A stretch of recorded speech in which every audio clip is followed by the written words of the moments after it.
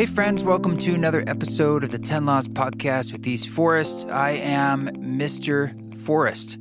How you doing? Thank you for listening and subscribing, and thank you to all of our council members on our Patreon, which is the way you can support this podcast directly in many different forms and shapes. Check it out, eastforest.org. Scroll down on the homepage and you'll see the information about the East Forest Council on Patreon. This week, I have a conversation with Steve Urquhart. Steve is a really, really interesting guy. He used to be a state legislator in Utah. Yeah, he was a Republican. I'm pretty sure we talk about this. And he went through some changes in life, and now he is no longer a state legislator, but he has started something called the Divine Assembly, which is a church that uses psilocybin as a sacred sacrament for worship. And they do this. They have a website. You could join if you want. They're having a summer revival celebration. It's basically a, what's it called? A festival, June 18th through June 20th. So in a couple days here, this is in 2021. It's a 3-day, 2-night camping thing at Sea Base. This is just outside. It's a playa outside of Salt Lake City in Utah. The link for that is in the show notes if you want to check it out, or the Divine Assembly in general. But Steve just basically is very open and vulnerable, and I really appreciated me being to ask all sorts of questions. And I think you're going to find his story, both personally and what they're doing out there in the world, as extremely interesting, especially in this movement of the psychedelic renaissance that we find ourselves in. This is most definitely on the vanguard from the religious freedom front, and they're out there doing it. And so we had other conversations like this on the podcast, but this one is in the state of Utah, which is where I have a home as well. And I know you're going to find this absolutely fascinating, so we're going to dive into that. But first, I just want to say thanks. I hope you're enjoying that new song that we released from the Possible album called Bones, featuring Bioacco Malafe. It is out wherever you listen to music, and I'm going to play it again at the end of this podcast. Bio was on, I believe, podcast 112 of this show. One of my favorite people, and a brilliant mind and a beautiful heart. Go back and listen to that podcast if you haven't already, because it's one of my favorites. And I sampled some bits from that podcast and put them in this song called Bones. And I just think I just love it. So thanks for everyone who's been sharing it and all your messages of warmth and support on social media, at East Forest, Instagram, and at East Forest Music elsewhere. And you can always say hi at team@eastforest.org. I'm in New York right now. So I'm recording this on Sunday. I leave tomorrow for New York City. We're going to be shooting some live versions of a few songs from the Possible record with a string section at 1 RPM Studios. I'm really, really excited about that. So I'll tell you how that goes after it happens. And also going to be just shooting some footage with my friend Mark of Mark Tom Photography. We're going to be walking around the city to all my old haunts. We're kind of been progressively and very organically, we've been filming sort of like a lot of the story of not just my story, but the story of like this whole greater movement that I'm a part of and you're a part of. And Mark came out to Utah, and we filmed out there and all these beautiful rural, canyons and locations and petroglyphs in the background and rivers. And now we're going to New York City because he lives there and I used to live there, and that's a big part of the story. So it's fun. It's kind of fun to be able to piece that together, and maybe that could become some sort of piece that we can share in the future. That would just be the next step. But the Possible album, it is available for pre-order on vinyl at eastforest.org if you want to get one of your limited edition first pressings on this iridescent blue. It's beautiful. That'll ship out in July, so really soon. So grab one if you want one at the store at eastforest.org. And we also have those cool new sweatshirts and women's tanks. All that stuff's in the store, along with the perfume oils. And so anyway, thank you for your support. I really do appreciate if you find a way that's the right way for you to support this project and the podcast, whether it's the Patreon and or the store or coming to a show or just saying hi and sharing the music. I love it. And of course, the reviews, 5-star review is super easy to do. While I'm gibbering and jabbering, you can just go down there on Apple Podcasts and do that. And the written ones are great too, but even if you don't have time for that, 5 stars is awesome. It helps us get the guests that you want to hear. On that note, let's get into this conversation with our new friend, Steve Urquhart.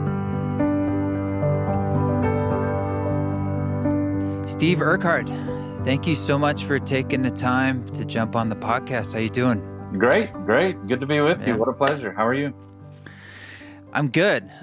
So before we get into this, it probably would behoove listeners if they get a little bit of background on how we cross paths and the basics of what you're up to, because I have a lot of questions, and I'm sure other people will too.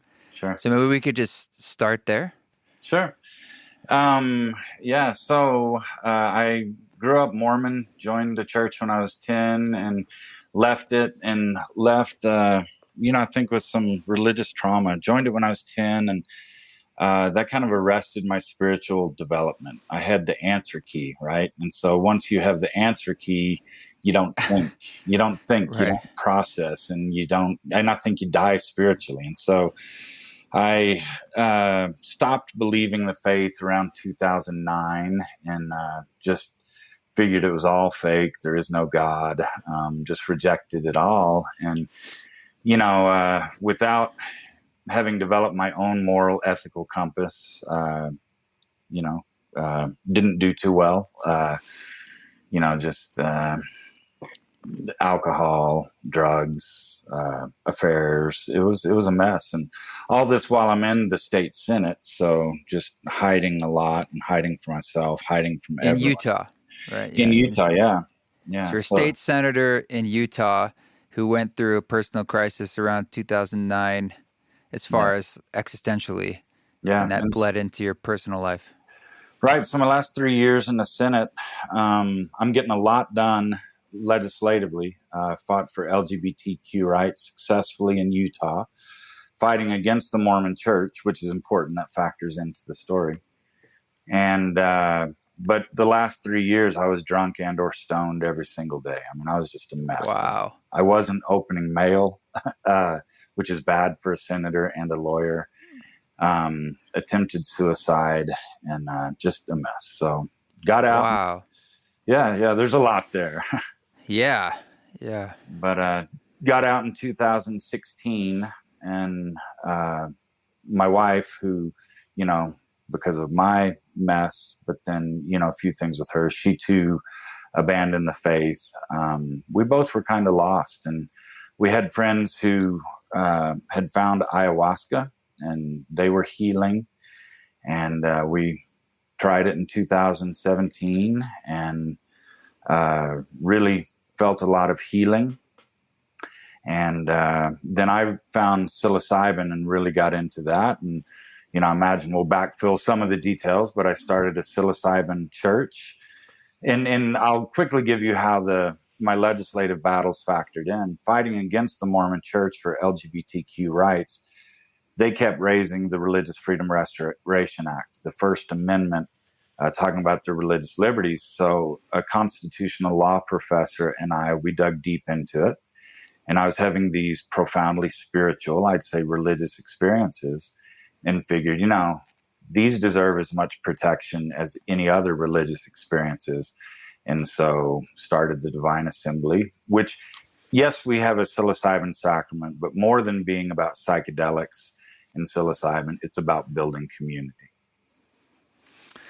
Okay. Yeah, there is a lot of dots to connect there. So The story is you were Mormon in Utah, a state senator. Were you always on the more progressive side politically? No, Krishna. I came in a Republican from a very conservative part of the state. And, I look back with a lot of embarrassments. I was just sucking in all the doctrine. And truly, some would dispute this, but with Mormonism comes conservative politics. And, a couple of votes I look back on, and I'm very embarrassed. I voted for Utah's version of Prop 8, Prop 3, we had it. And I didn't even think about it. It was just a moral issue of right and wrong. And so by the time 2016, my politics had just changed so much. I figured this wouldn't be fair to my constituents. And I'm just so changed. So I'm no longer a Republican. I'm independent and having a lot of fun on my journey, learning a lot. So the change politically, let's just focus on that for a second. Was that precipitated by psilocybin, or was it ayahuasca, or none of the above? Neither. I'd say that changing my heart is what led me to psychedelics. My daughter was the president of the Gay Straight Alliance in her high school. So a constituent emailed me and just lit me up that my daughter's awful. My wife and I must be awful parents. And her intent was to move me, and brother, she moved me, but not in the direction she wanted. And so Equality Utah, I'm on their board now. They had come to me a few years before saying, hey, we need a Republican sponsor for non-discrimination legislation. Would you do it? I said, look, I'm there personally, but my constituents aren't. No, not interested. But then in 2013, I said, hey, that non-discrimination bill, I'd love to run that. And we had a 3-year battle to pass it. And that changed me, and this is the fun in life. I wish I'd been better younger, but I'm 55, about to turn 56. And there's a lot of discovery. I think I'm approaching life wide-eyed like an 8-year-old and learning, I was wrong about this. This is exciting. This is fun. And so that really changed me, was seeing the world as a bigger place and understanding how wrong I was on LGBTQ rights. And that answer key I got, Christian, it was all wrong. The answers were all wrong. So it kind of sounds like the thing that cracked the door initially was your daughter, in a way. Like her taking that charge personally caused some other things that made you sort of look at that, and maybe, someone else criticizing you, getting angry about that in a way. And then, but if from there, like, did that just get you on a path of sort of inquiry, self-inquiry? Yeah, absolutely. Absolutely.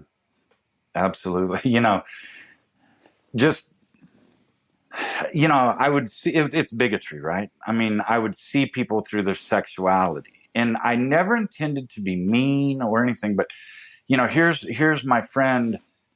He's gay and he's a lawyer. He loves Willie Nelson and, blah, blah, blah. But that's the filter. Not that I thought it mattered to me, but of course it did. Because right now I don't care what anyone's sexuality is. I don't see people as, this sexuality, that sexuality. And so when someone started picking on my daughter, who at the time, now she was born a unicorn, and I don't just mean sexually, I mean in every way. She's really an interesting, unique person. And just seeing her become the target of someone's hatred, at first I thought it was a political issue, right? And seeing that, this isn't a political issue. This is an issue of right and wrong. This is a human rights issue.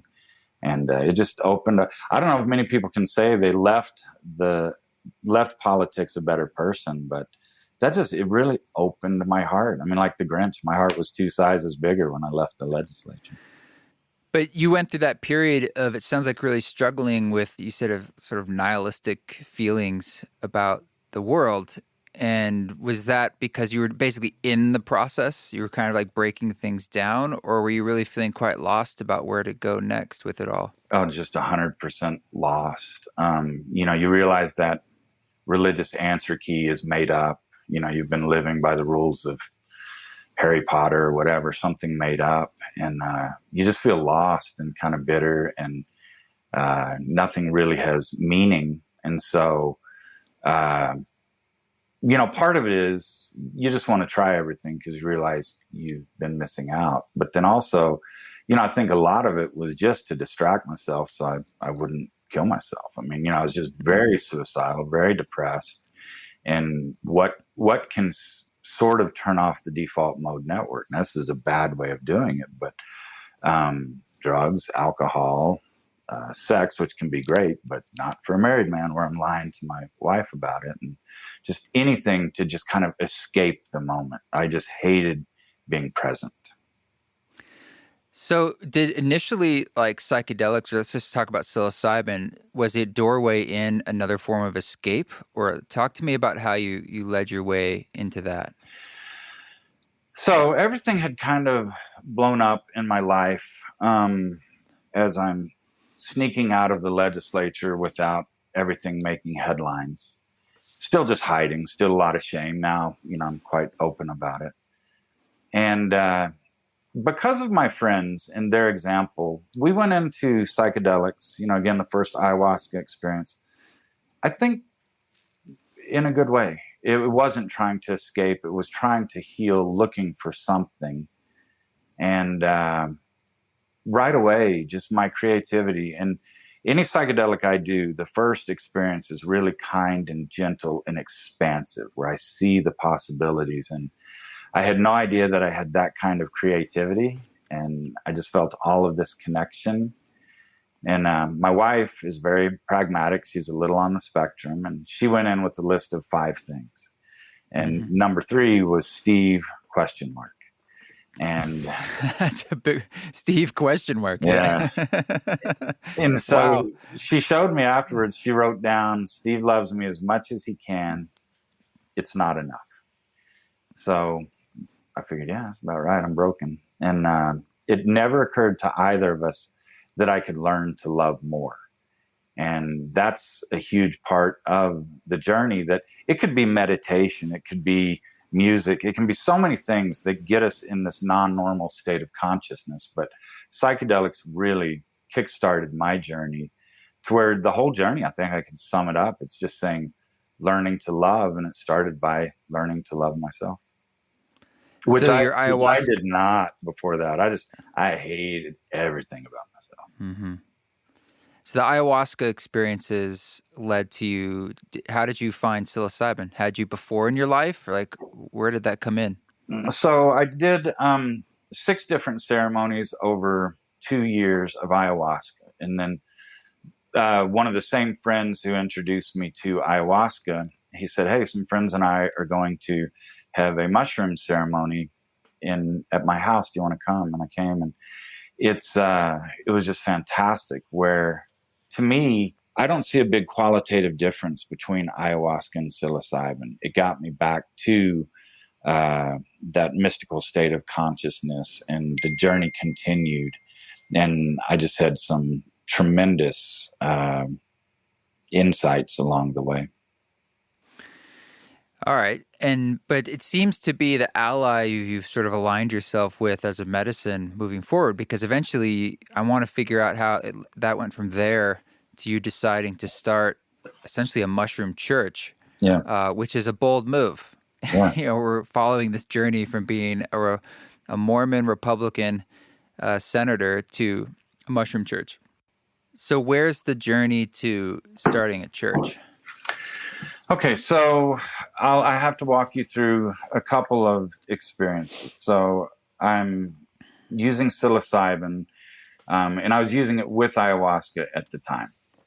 So both of them. But I went back to when I was 10 years old, and which happens to be when I got that answer key. And I was just so lost. I was a crossing guard. I had an official sash and a silver badge, a cane pole with a sign on the end that said stop. And I would pick the least trafficked corner and just cry. I would just sit there and cry. And when other students were coming, I'd wipe my tears and get them across the street, and they'd just go back to crying because I was so alone. My brother had killed himself. He was 19, and no adult ever talked to me about it. I was just so alone. And then, then alienated from other people through this religion, that has different standards. And the religion just set me on a course where there's a scripture in Mormonism, the natural man is the enemy of God. And so think about that. Every natural instinct you have, you're wrong. And you got to correct that. And so during the ceremony, I I was on that corner just so alone and lonely. And so the guide helped me with it, helped me process. And so he said, I think it's time to let this go. And so I sat up. I said, what do you mean by that? That's pretty flippant. What do you mean just let it go? How am I supposed to? I don't even know what it is. And he's just the best. He laughed and he said, I have no idea. He said, why don't you ask the medicine? And so I asked the medicine, and I saw my soul, and it was noble. And I'd always thought I was kind of a pathetic loser kid, but I was strong. I mean, this was a tough experience, and I got through it. And so I think that younger me sent strength and perspective to me. And I saw that my soul is strong and noble. And so at that moment, my inner voice changed.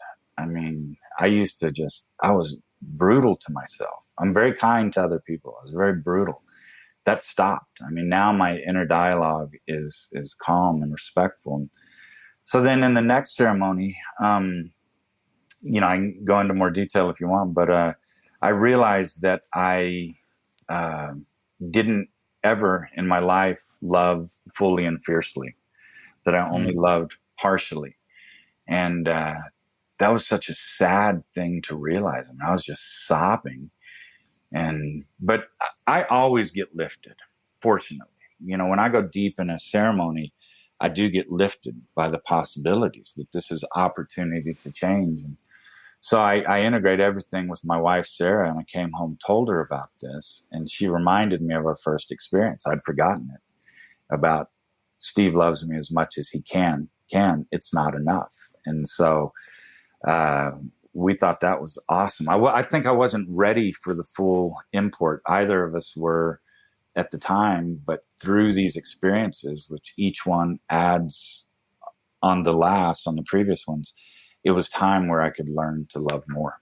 And so I started seeing that, okay, I think this might be more or as much the psilocybin as the ayahuasca.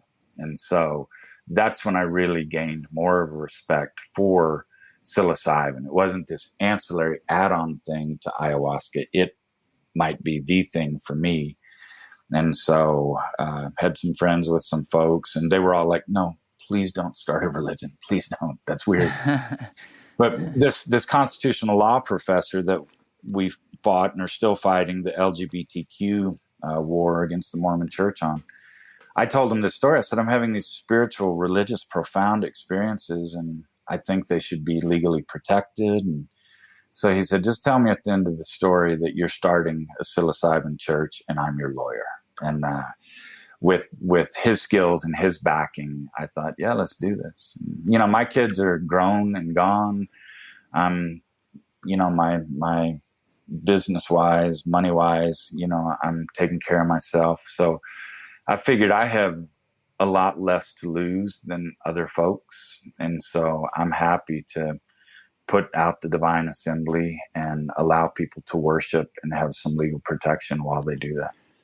So is this a first of its kind in at least the United States?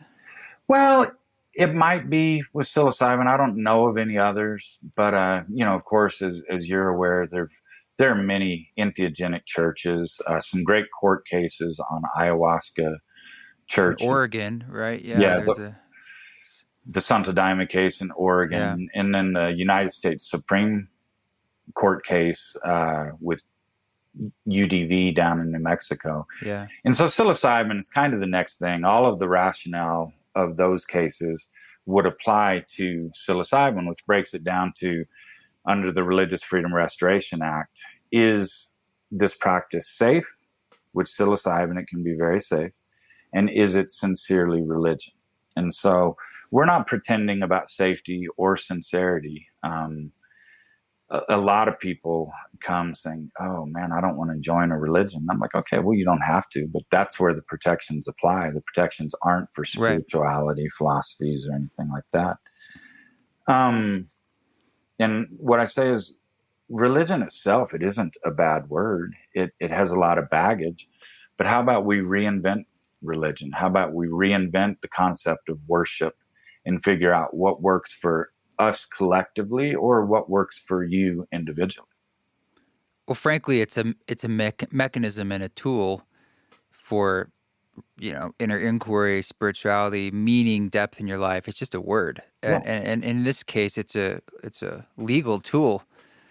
That's totally fair to say, like, all right, we're going to use this tool to do what, in some ways, you could argue other folks are using it in a more empty way, or it's more of a tax issues. But so, what kind of pushback have you experienced, if any? Because let's be. I mean, look, you're in the state of Utah. Of all the states, it's of the small. There's in a small grouping that has a bit more stringent views, shall we say? And this is coming from someone who spends a lot of time in Utah, Yeah. has a residence in Utah. Yeah, I mean, you know Utah well, and so if you know Utah well, from the outside it seems weird, but it's really not that strange because kind of like Austin in Texas, where you have strong culture, you have strong counterculture. Um, so there's a big group that's receptive to this, and what I've done is I want to walk through the front door. So I've talked with prosecutors, I've talked with law enforcement. That's a big part of what I do, is going and explaining to them, here's exactly what we do, here's how we do it, here's what we do for safety, and we are very safe. I can walk through that if you'd like. And we're Yeah, we'll get to that. we're sincere about that. And here's the law on it. I give them a legal primer, and I say, if you feel the need to intercede, here's my address, here's my phone number. You want me, you don't want anyone else. If you decide you have to do something, and by all means, don't ever interrupt one of our ceremonies, because you'd be traumatizing some people. And think about it, that's not really what you want to do. And I've spent a couple decades by now working with law enforcement, working through difficult issues and finding solutions. So they respect me. They think it's kind of weird, but I think they get it. So that's on a state level or county level. What about on a federal level? Has there ever been any poking around just from the DEA, that kind of stuff? That I know of, no. And the feds are in an interesting position because they lost the 2 ayahuasca cases, and they don't want to lose another. And Jeff Sessions in 2017, when he was Attorney General, he wrote a memo, thinking of the good evangelicals, saying to government, look, if people mention religion, you just back away. And so the feds, that still is the directive that they're operating under. It's strange, though, because there's still prosecutions going on about cannabis from a federal level, and it doesn't always comply with what's happening on a state level, or even sort of like what you're hearing sometimes, the language. But Biden seems to be quite conservative about he's kind of old school on marijuana and stuff. It's like, dude, that ship has sailed. Yeah. It's like now psilocybin's coming up right behind it, and it's like, I'm just curious if there is a directive on a federal level that is emerging, if it's sort of saying hands off, or if it actually is sort of in the Obama times, there'd be raids happening at the same time. It's like, what's going on here? Well, that's one that the ship has sailed. There are 33 states that have legal cannabis in some form. Out in the West, as you know, every state has some form of legal cannabis except for Idaho, Wyoming. Wyoming even has CBD. And the grow laws, everything's really progressive out West. So at least out West, marijuana laws are largely unenforceable.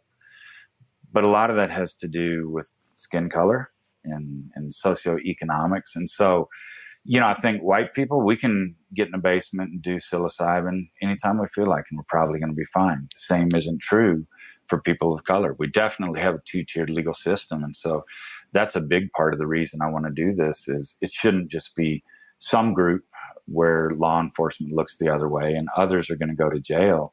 Everyone should be entitled to protections. And if they want to worship with this, they should be allowed to do it. Do you think that it will change moving forward if money starts to come into play? You think about some churches when a lot of cash starts flowing through, and then it's that's where more attention comes to it, as opposed to just the religious angle.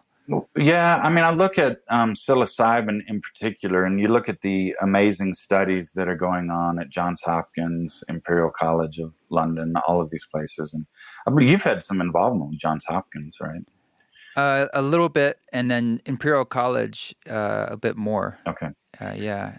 And so that just destigmatizes it. It's cannabis. It's interesting, though it's legal in so many places. It's still not that destigmatized. I mean, so much was thrown at vilifying cannabis that I love helping other people start their entheogenic churches. So anyone listening, hit me up if you have an underground entheogenic church, if you want to start one.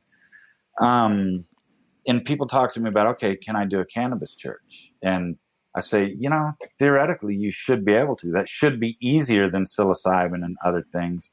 But there's never been a winner. There have been a lot of tries in that. And it's just so vilified that by the time you get to a human judge, they think, okay, either it's the devil's lettuce or well, you're not serious about it. That's kind of like a tobacco church. So cannabis, it's just tough. And again, you look at all the work going forward. So I teach at the University of Utah Medical School. I teach health policy. And so, I'm watching a lot about health policy. Cannabis studies, they proceed apace. Or did I say cannabis? Psilocybin. Whereas cannabis, they don't, because you need to get your cannabis from government grow, and they're crummy growers with crummy strains. And so there still isn't a lot of great cannabis research going on. That's crazy. It is crazy. Yeah. So what does it look like operating this church? Like, what does that mean? What is walk us through, like you mentioned some ceremonies. Yeah. I'm curious about even just the mechanics of these ceremonies, like how you do them. Well, at some point we would love to team up with you and have you play the soundtrack and lead us in an experience. And Definitely. We did a big one out on the Salt Flats, and it was fun. It was neat. It was great to gather, kind of post-COVID. And I learned a lot about that. There was a lot right about it, but a lot wrong about it. It wasn't the best container for. That's a huge part of it. For people and a lot of people who are coming to us, they're older and they're not necessarily politically conservative, but they kind of live these conservative lifestyles where they're not big risk takers. And this is new to them. And even on 2 grams, we tend to do very low doses. We just kind of want to help people dip their toes in the water, meet guides, meet other people who are there, and then go worship with them in another place. I don't want to be anyone's replacement church, replacement whatever, religion-wise. It's all about connection and community. So it doesn't have to happen through us. Come integrate with us, do other ceremonies with us, but then go off and worship the mycelial network. Go off and worship with others and bring them in. But may I interject a question? Yeah. When you say worship, you mean take medicine, I assume. But if they're doing that outside, literally outside of one of your congregational gatherings, is it under the same protections if they've basically said, I've joined this church? Sure, absolutely. What they're going to do is they're going to look at the church. Is the church safe and sincere? Well, yes, it is. They'd be hard-pressed to make a case that we're not. Then they'll look at the individual who they're dealing with. Is this person doing it in a safe way? Is this person sincere about it? And it might be a painful, long experience to victory, but you should prevail legally on this. And I have a lot of friends who are judges, and I bounce this off of them, and, very good judges. And they've helped me think through this. And they say, look, there's not always perfect justice in the system. We know that, but this is a solid case. But what are the pitfalls people might go through if they're trying to essentially do this where they're playing along with this legal system? Does it have anything to do with money changing hands, or is there anything else you could share with us that's like a no-no as far as finding yourself in trouble? Yeah, so I think I started out by thinking I want everyone to have this, and it just was instantly too big, too fast. And so we pulled back, and our ceremonies now are quite small. They're indoor, better container. We're going to have our big revival June 18 through 20. That's going to be outdoors. We're advertising it as a sober experience, and I hope it is. It sure will be for me. But we're going to have a quiet space. We're going to have our version of Rangers. We're going to do a lot of things in case people do ingest. But that's where you would get in trouble, is if people have bad experiences, especially if anyone gets hurt, anyone goes and complains to the police. For the most part, if you're keeping people safe, there are a lot of crimes being committed that do hurt people, and police tend to focus on those things. So I think that just what the neat thing about it is the legal standards, safety and sincerity. Well, that's what churches should be focused on anyway. And so we keep doubling back on it. Is this safe? Are we safe? Does this show our sincerity? And are we being sincere? Are we being too glib, too flippant? And it's a fun opportunity for us to re-examine ritual and re-examine the very concept of worship, which worship means to discover our own self-worth. And so what does it mean to worship? And yes, we have periods where we're on the floor sobbing, it's sad, and we're reliving traumas. But then we don't hold back on the elation either. There are points where we're just silly, frivolous, we're just having a lot of fun, just hopefully showing and teaching ourselves that worship can be really upbeat and positive too. So are you using music, or is it in the dark? Is it how are you engaging the actual work itself? Yeah, we almost, okay, so we start out, we circle up and we prep people. Here are some things you need to read. Let's have some conversations. We've really, since those first experiences where people went really deep on 2 grams, I'm like, oh boy, we need to really ramp up the preparation. And so we're still in the process of doing that, improving and honing all of our protocols and procedures. But then at the ceremony, we'll circle up, talk about intentions. Here's the experience. We stay in the container. And then we almost always have music. We have some of your music often. And we tell people, bring earphones and your own music or ambient sound, bring blindfolds, because a mushroom journey, it's up and down, and it's kind of like herding cats. Not everyone is going to want to do the same thing at the same time. So be aware of that. And if you want to check out and do your own thing, that's sometimes extremely beneficial to do the blindfolds and earphones. And then if you want to interact with other folks, take them off. And so a lot of activities, a lot of things we can manipulate, and then a lot of small group conversations going on. And then at the end, we circle up and have a conversation of what was the experience about. And then we have integration services where we just get together and integrate and, build community and talk through. And we're pretty layered. I'm very fortunate that I believe, so I was chairman of higher ed appropriations. And what I would do before every legislative session, I'd put a stake in the ground. I'd say, based on conversations, here's what we're going to do in higher education this year. And that would get the conversation going. Instantly, people would say, no, that's the wrong place. They'd pick up the stake and want to move it somewhere else. That's when the conversations got real and people could collaborate. So having put a stake in the ground, people are coming to me saying, you're doing it wrong. Here's a way to do it more safely. Thank you for that input. We'll incorporate that, or let's discuss that. And so fortunately, a lot of licensed clinical social workers, psychedelic integration therapists, they've come to me saying, what are you doing?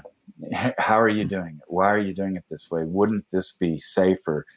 And I'm like, welcome aboard. Please help us with this. So I have a lot of great people who I think always are making us safer and more sincere. When I've run ceremonies, facilitated those, it's been, excuse me, like I've always wanted it to be a lot more of a really tight container. It's kind of saying like, here I have basically 4 guidelines, And within those guidelines, they're pretty strict in the sense like if that's not for you, that's cool, Yeah. but that's how we're going to do this experience. And it's something that I sort of need or request so that I'm able to fully enter into that experience and do that sort of live improvisational processing of music with everybody. But it's one where like we're all definitely like on the same ship. We're all going to start and finish together. Yeah. And it's, and respecting sort of the silence of the room, meaning just not chit-chatting and moving around too much. If you need to, leave the space and come back, that kind of stuff. Because it's sort of I find it to be a very delicate space. In some ways, the deeper you get into some of those realms, the closer and closer you're merging in this non-dualistic space, the more tender and delicate that becomes. The subtlest like note or nuance can just push you right into the next stage. And that's why, like, if I had a pair of people who are like, this isn't for me and we want to chit chat for an hour, I'd be like, no bueno. Yeah. This is not what we agreed to. And a sitter would have to be like, you guys need to either step outside or close it, shut it up and get back to the work that we agreed to do. And I know that sounds very stringent, but a lot of the ceremonies I've heard about that people do with intentional psilocybin work, it's usually quickly bleeds into something more outward and jubilant, and they have a great time. But that energy is in the medicine very much so, like sort of carnival-esque. It's very easy, and that's a great thing to do. No judgment against that. But I'm just saying, I found that a lot of the deeper inner work and the real therapeutic work is in that stillness. Yeah. And I'm curious if you've been playing around with that or what your discoveries have been. Well, so this experience we had out on the salt flats, a couple people showed up like an hour and a half late and basically was like, yo, bro, hook us up. Right. And that was so disturbing. And I realized that was on me because I hadn't set clear expectations. And after that ceremony, I really pulled back. I'm like, I could get people hurt. I could get people lost. Traumatized, as you said. Traumatized. Yeah. And so really pulled back and moving a lot more in that direction. And if anyone wants to provide input on this, we are so receptive. We give the guide a lot of authority that we don't want to tell anyone exactly how they need to do it. And so each guide runs the ceremony how he or she wants. But our ceremonies, again, they're often someone's first experience. Now, we layer them with experienced folks so they can really relax into it because they know they're in good hands. But we're going for something where they dip their toes in. And our goal is to really build connection and community. We have one tenet, which is you can commune with the divine and receive direct guidance for your life. So that being the one tenet, who cares what I think, what anyone else thinks? Just try to get that connection. And I think we connect with the divine by connecting with self, others, and the universe. So worship to me, when I have my hand in setting up what it's going to be, it's about connection. And so for us, I really value that time when people sit and talk. It's funny, I told you my wife is autistic, and every single ceremony, I think, we've had someone who says, I have autism. And a lot of them, it's like, you didn't tell me that. I knew that, when we first said hello. And they said, this is the most connected I have felt to humans in my life. And so I love the blindfolded experience. There's really a gifted guide, psilocybin guide in Salt Lake, who I love journeying with her because it is in my space, my mind, my soul. But what we're really going for is this connection where worship is connecting with yourself, which you can do with the blindfold silent, but also other humans. And a lot of that is the chit chat, and you get to know each other, and where people feel open to talk and connect with others in a way they don't. And we can follow that up in our integration ceremonies, our sound baths. Because remember, our sacrament, it's not the deep real deep immersive experience. I want them to go to one of your ceremonies. I want them to go do it with this guide, that guide who's there. Do it there. We're going to be a safe journey for most people. Well, for all people, but we're going to be an introductory journey. So like you're saying, a lot of people are like, well, I don't want to go through all this. I don't want to watch these videos. I can just do this in my buddy's basement. Okay, do that. But this is the way we do it because we want everyone to relax into it. Then go deeper somewhere else with someone else. Yeah, because you mentioned safety was a big part of your intention. And so is that your main mechanism for trying to keep it safe, is keeping the dosage low? Because I've seen people who, everyone has a different tolerance level. And some people, a small amount is actually quite a bit for them. Yeah. Well, and I'm getting more that way too. I'm becoming more of the medicine. And so I used to like taking some in a ceremony with others, so I'd be on the same wavelength. I just go too deep with a gram, half a gram when I'm vibing off other people's energy. So now I barely take anything. Maybe I don't take anything. 1 or 2 grams. We do lemon tech, so you're in it pretty fast, and if you want to re-up. And people can go awfully deep on 1 or 2 grams, but typically not as deep as a heroic dose. And so that is a safety thing. But then also, like I said, we're layered with so many people every ceremony. And we want people to have a good, comfortable first experience, to explore the possibilities. And hopefully they do go deeper with other people in other settings. The term heroic dose is something I take umbrage with a bit because it comes up a lot if I hear it from other people. And it's as if there's some kind of hero. I mean, courageous dose might be an appropriate term, but it's sort of like there's not necessarily a line in the sand because of Terence McKenna that says 5 grams dried is, now you're a hero because that cannot be appropriate for you. And for other people, that's not enough, actually. And it's really very specific to the person. Yeah, I do need to stop using that because it's such a weird thing. I'm looking for an ego death in a heroic dose. Yeah, exactly. It's like a contradiction. Yeah. I'm going to be a superhero of ego dissolution. So what do you guys, what do you sort of, I hear where you're at now, and what do you think you're thinking your plans might be for the future as far as either advocacy, because there is so much going on right now. You are doing a lot of advocacy just by doing this at all. But where do you see the next steps being in this process? So Divine Assembly, I want to get myself off the stage as soon as possible. I want this to be a Steve-less movement. And so, again, that's why I'm promoting other guides, and I try to get other people up on the stage. You have to go beyond the founder, and there's a risk in religion that it becomes the founder's ego, the founder's personality. And so we're having a lot of meetings now where we're deciding what can we be, what do we want to be, where I'm not at those, I take a back seat at those. And where I would like to spend the bulk of my time is in something I'm calling the Chamber of Entheogenic Churches.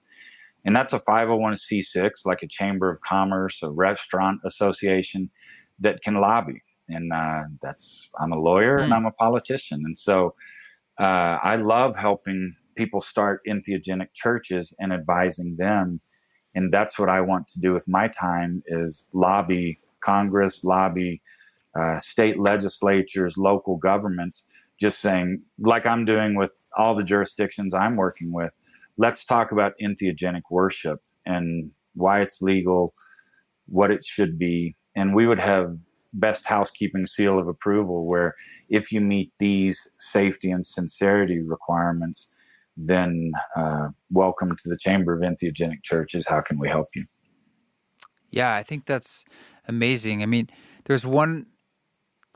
like you said, I haven't heard of anything that's been like this that's been really, really public, let alone doing events and so forth. And I think there's a lot of interest in this kind of thing, because even in Oregon, where they'll be allowed to do therapeutic use, it's nothing to do with religion, that law, as far as I understand it. And correct. So the standards about it is like, well, the state will decide who can essentially be a guide or a clinic and how that will work. This is a different path and a different model using law that already exists. And I think the end goal for both is similar.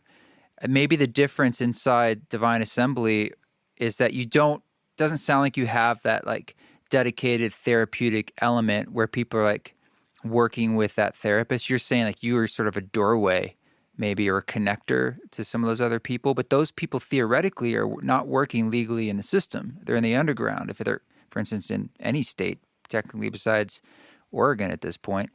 And then you get into the gray area of decriminalization in certain municipalities, which is a whole other thing. But how do you see yourself sort of bridging and weaving with some of these laws that are coming on board? Yeah, thank you. Perfect question. So medicalization is really important. We want the folks in white lab coats to figure out the medicinal therapeutic benefits of these substances, which they're doing. And people are benefiting, and so many people will benefit from that. But psychedelics, it's not just for medicine. It is for, I think in this Bob Jesse term, the betterment of well people. And that is really important. And that can come through religion. That is just a different door to walk through, and it carries its own protections. I mean, I've long thought it is so silly for religions to say that their rights are under attack. They're not. In America, religious rights are robust. They're very strong. And the Supreme Court gets that.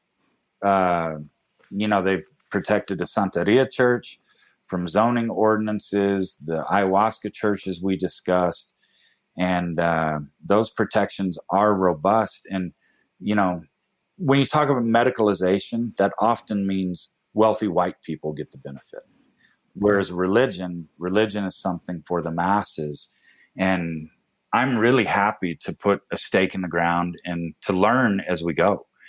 And I'm sure what we're doing right now won't be anything like what we're doing in 5 years. We'll just continue to receive all of this input and get better and safer and more sincere. And we're having so much healing right now with the people who are involved with this, that it's just the best thing I've ever been involved with. And really smart people are stepping up, and they're saying, Steve, I'm not sure you know what you're doing. I'm like, I don't know what I'm doing. Help me out. And so a lot of great, sincere people are really stepping in and helping improve this, build on this foundation that maybe I have laid.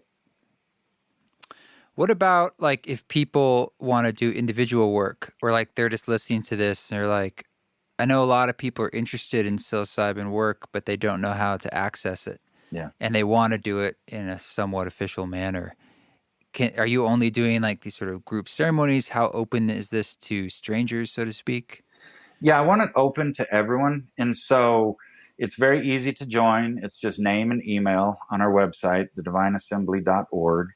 And if people don't feel comfortable with that, it's a venerable religious tradition to take on a new name. So they can use make up a name, a spiritual name, make up a burner email, and then they're joined and they have the religious protections.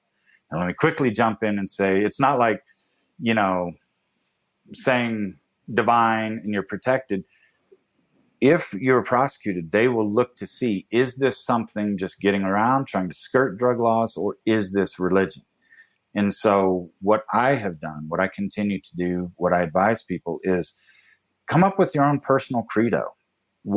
It's like your 10 laws. I mean, what were you before? What do you aspire to be? What is the pathway that will get you there? So some of my things, for example, I won't have more than 3 drinks a week, but I won't have fewer than 1, because to me, that's a connection. Hey, do you want to go grab a beer? And coffee, same thing. I run anxious, so it doesn't do a lot of good for me. No more than 4 cups in a week, but no less than 2, because again, that's connection. Do you want to get coffee? But then my space. Every night when I go to bed, it's going to be organized. My things are going to be put away. And then my interactions with every single person. Have I built this person? Was I thinking about the other person? And then so many of my goals are about Sarah and about our kids and about the people in my life, where put me on a stand. If swear me, put me under oath and swear me in. If people knew Steve Urquhart before the Divine Assembly and they see me now, they're like, you're changed, brother. What has gotten into you? And I think I've embraced the divine. I'm surrendering myself to the universe and just saying, do with me what you want. And if I can help other people, that's great. So a lot of the ceremonies ahead, I would go in with the intention, okay, the Divine Assembly is so important. I want inspiration on what should I do, because this just matters. And they were all about me, about Steve. You're pretty patriarchal misogynist. I didn't know that. And just things about, I don't love fully. How can I be a better person? And that was a little frustrating. It was good, but I'm like, okay, what about the Divine Assembly? And then I finally realized, okay, if I'm going to birth something, it needs to be with as little ego and good intention as possible. And so I don't think I was in a space to do that. And now I'm maybe a little more in a place where it can be without ego. I bring in other folks, and it's less about me. Well, now that you're in this place, I mean, any thoughts about getting back into politics? And like, it's like you're a Republican, Mormon, conservative, and you wake up and then you left. It's like, maybe you guys go back. And is that possible? No, I don't want, I wouldn't want to hold office, but I do like operating in the political arena. I continue to do that on LGBTQ rights and women's rights. I would like to be in the political arena advancing entheogenic worship. It's something, the groundwork has been laid by so many great pioneers who, man, they were brave, doing it without the case protection, case law that they helped make. And I think on that foundation, I can maybe make a few contributions that help a lot of people worship as they see fit. And the minute I get this going, I'll have 20 churches. That many people have come to me. Then I think I'll have hundreds and maybe thousands. And that tells a story. And it destigmatizes this. It's being destigmatized in medicine. It needs to be destigmatized in terms of spirituality also. Well, lastly, are there any tips you would give people who are sort of moving into this space or interested in being advocates or being part of this movement that's happening? Yeah, I'd say go slow. There's not a rush on this, and learn and experiment. And, again, what we do is let people dabble their toes in the water and learn as we go. And I just say it's a great way to turn off the default mode network and really connect with ourselves, connect with others, connect with the universe, and be patient with the process. Don't go in with too many expectations, and bring along people as you go. Build these connections to other human beings. Cool. Well, where can people, dig in and learn more about everything? Yeah, I meant to say one thing. I'm gonna talk about you one second. Sometimes when we journey in these spaces, we can be a bit lost because they're new and different and strange. I lay cairns as I go. If I start to get scared in experience, I truly in my mind, I make a cairn. And sometimes I'll be lost and I'll see a cairn that I made. So thank you for that. If they go to thedivineassembly.org, there's a lot of information there. And if they email to info@thedivineassembly.org, I'm the guy answering that. And I'll quickly give my phone number, and I'll talk with anyone who's interested in this space. This is what I want to do with my life, and very excited about it and excited about connecting with other humans. And good to connect with you, brother. I appreciate your work. And if I can help in any way, please let me know. Wonderful. Well, thank you so much for your time. Thank you. Thank you, Steve, so much for coming on the show. It's great to know you, call you a friend now, and it's just, I admire the work that you're doing out there and the bravery and courage that it takes in telling your story so wonderfully and openly and beautifully. So hopefully we'll talk again, and check out that summer revival. The link is in the show notes down there, but you can also just check it out at thedivineassembly.org. It's the June 18th through June 20th. They are doing their 3-day, 2-night festival at Seabase in Utah. This song that you're hearing in the background is called Bones, featuring Bio Akomolafe. You can hear it without me talking over it wherever you listen to music, Spotify, Apple, and so forth, as well as eastforest.org. You can download it in 24-bit high definition, and you can also order the pre-order, that is, the vinyl, which will have the entire possible album that will ship out in July. The full album releases on July 23rd, if you're wondering, with all 11 tracks. Bio is a beautiful soul. Again, he was on podcast 112, if you want to listen to what the full conversation we had that these words are sampled from. Thanks for checking out the Patreon, our council, as we call it, at patreon.com/eastforest. And thank you to all of you who support in all the ways you do. And thanks for always saying hi. You guys keep walking your walk. Don't take any shit. But if you do, you know what to do. Do it with grace. What do you do with me?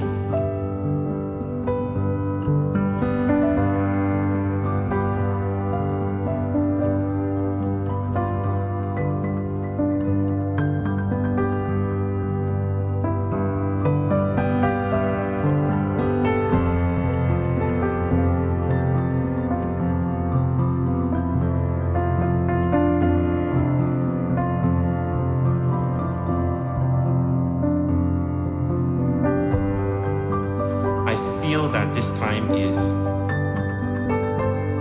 uncovering bones.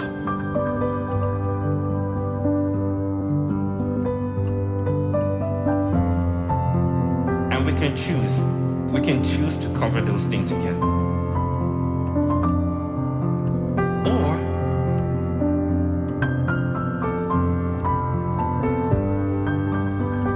we can choose to sit with those bones. To do the hard task of meeting beings that we don't know how to meet.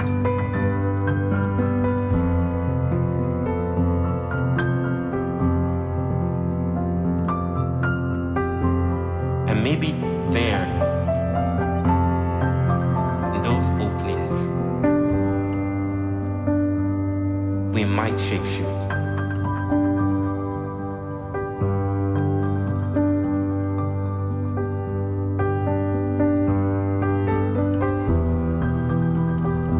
Stay with these shadows that are now showing up.